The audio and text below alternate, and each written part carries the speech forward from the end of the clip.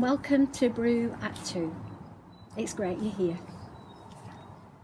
The cup I've chosen to have with me today is one which my friend Jean bought me. This one. It says, "Friends are like stars. You don't have to see them to know that they're there." This links in very well with my reflection later.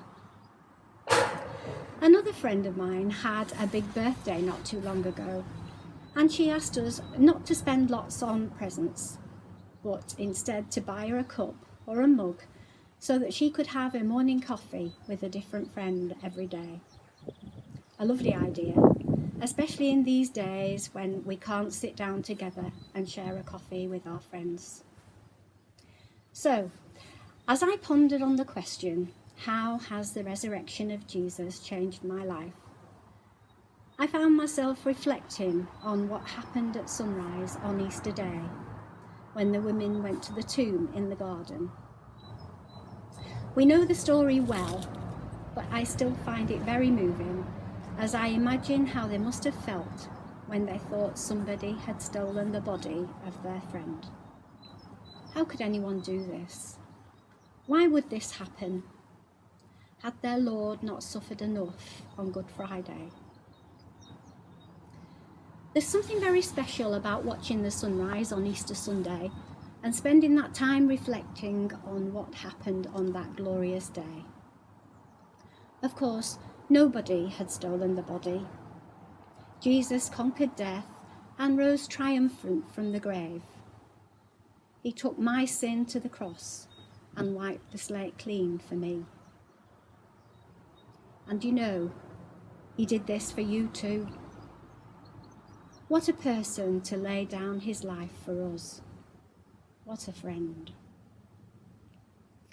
He told his disciples beforehand that this would happen.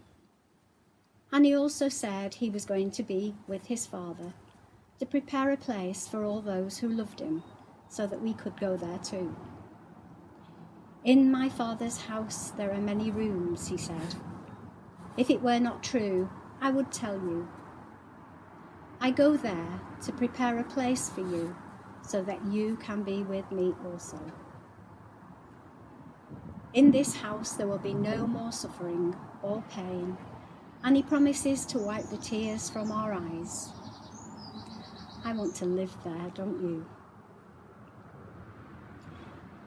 In these crazy days when everything seems to be spiralling out of control and we seem to be living in an alien land, isn't it amazing that we have this promise from Jesus himself that one day all will be well? He's given us hope for the future, no matter what these days of uncertainty bring. Going back to my cup, you don't have to see a friend to know that they're there. We can't see Jesus, but we can feel his presence with us.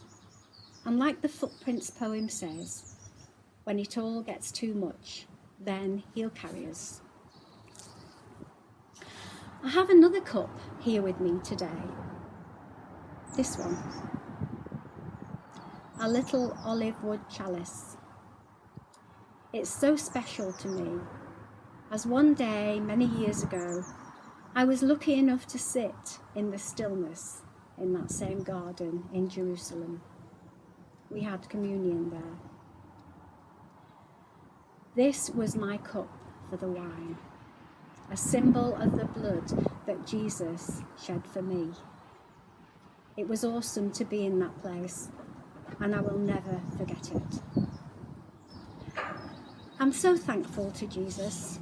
He's my friend, my Saviour, my Lord, and my hope. My prayer is that he's yours too. Friends, thank you for listening. And on these days when we're parted, let's not forget that we're still here for each other and we long for the day when we can be together again. God bless you all. And if you want to follow a link to the song which I've chosen today, you'll all know it. It's the one that spans the ages, and we can all relate to the words as they sing. What a friend I have in Jesus.